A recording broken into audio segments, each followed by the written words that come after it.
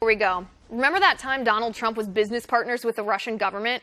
When Trump's company received $35 million from Russia from a government investment fund called Rusnano that was personally started by Vladimir Putin and has been called Putin's child?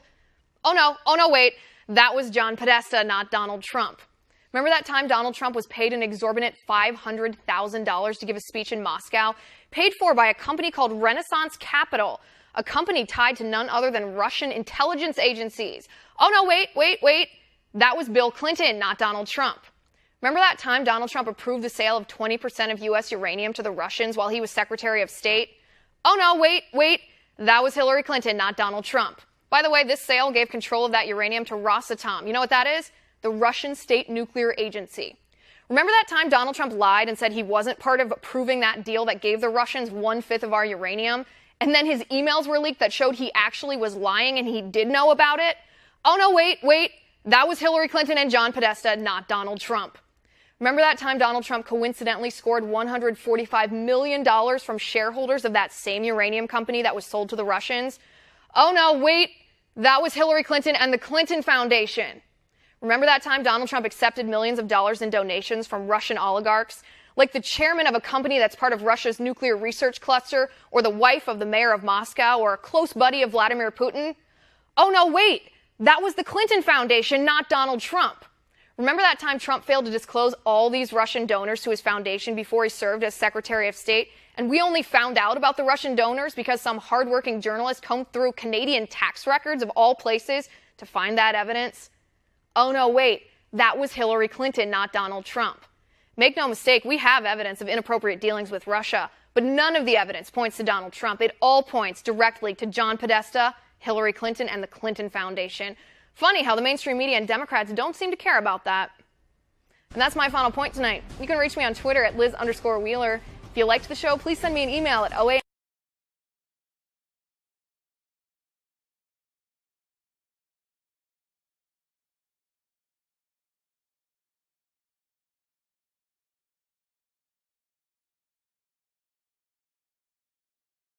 Pull an old chestnut out of the fire.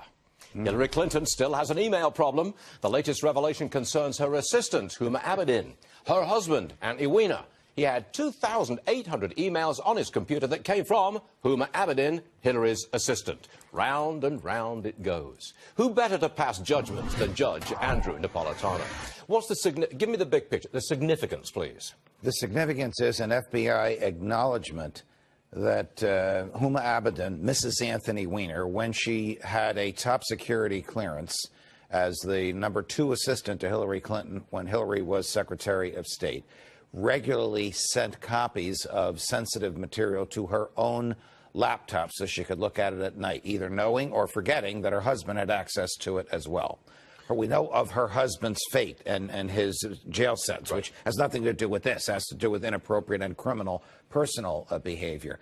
But this yet again shows the culture in the Hillary Clinton State Department of a cavalier attitude about the handling of government secrets. It also shows the FBI awareness of it. It also shows the president's frustration with it when in a tweet this morning he said, there she goes again, crooked Hillary, Jim Comey let her off the hook again. Something I profoundly agree with him on. But he should pick up the phone and call General Kelly and say, I want you to call Jeff Sessions and Rod Rosenstein. Rosenstein's the #2 person in the Justice Department. Tell them to reopen this case and go wherever the evidence takes them. I'm not saying she should be indicted. Go where the evidence takes them. The evidence will take them to an indictment. An indictment of Hillary Clinton? Yes. For breaking the law by putting classified material onto an email to Huma? Yes, and Huma will be a witness against her. That's the way the Justice Department works. They are not bound by the ill-advised, politically motivated decision that James Comey made in the summer of, in July of 2016, not to seek her indictment. I thought it had all gone away. So did I. So did we. All thought it had gone away. But here's how it came out. In a Freedom of Information Act request by our friends at Judicial Watch, and the FBI coughed it up. And the Freedom Watch lawyers are looking at it and saying, We never saw these emails before. They were not part of the original trove of emails that were released. These are yet more Hillary Clinton emails that we never saw, that she swore under oath 3 times she had surrendered to the government when apparently she hadn't. I can't resist bringing Herman into this. He's sitting there patiently waiting to go. Remember Dragnet? I do, as a matter of fact. We're the only people around this building who remember. You're dating yourself. Yes, but wait a second. Just the facts, man. Hillary won't go away. No, will she? will not go away. But what this shows, as Judge Napolitano laid out perfectly clear, the cover-up by the Obama administration was very clever until they got thrown under the bus recently with those additional emails. Secondly, that's certainly not going to go away. You have a new administration that wants to expose the corruption and the cover-up. Now, the other part of Hillary going away, you're right. She won't go away because she's looking for relevance, and she's not achieving it the way she thinks she is, with all of the things she's saying, all of the attacks, all of the narrative, etc. So I happen to believe that when and if the president picks up that phone, the case will be reopened like Judge says, and it's about time. Okay. Well, you got it out there, Herman. Yes, I'm glad sir. you did. And Still got 15 minutes left. The more she talks, the more the president loves it. Yes.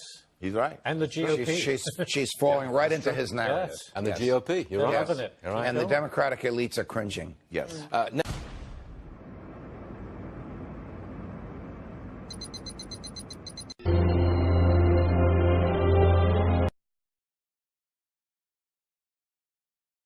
This report is brought to you by Virtual Shield, the easiest way to create a personal VPN or virtual private network to completely anonymize your location and browsing history. Please view their ad at the end of this report. Good afternoon. I'm still reporting on the Clintons. You want to talk about Russian collusion? Check this.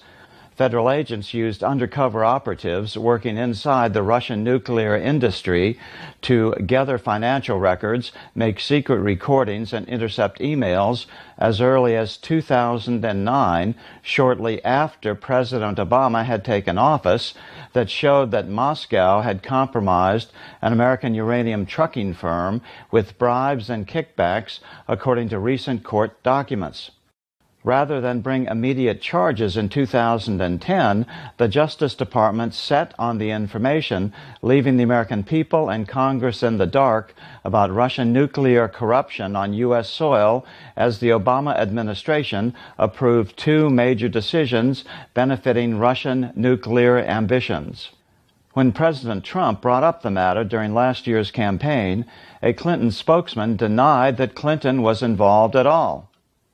According to a source who worked on the case, who spoke to The Hill on condition of anonymity for fear of retribution by U.S. or Russian officials, the Russians were compromising American contractors in the nuclear industry with kickbacks and extortion threats, all of which raised legitimate national security concerns. And none of that evidence got aired before the Obama administration made those decisions. But it gets worse.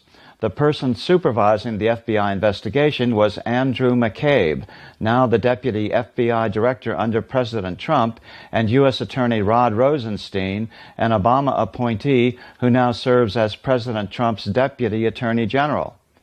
Both men are now directly responsible for not interceding to stop the sale.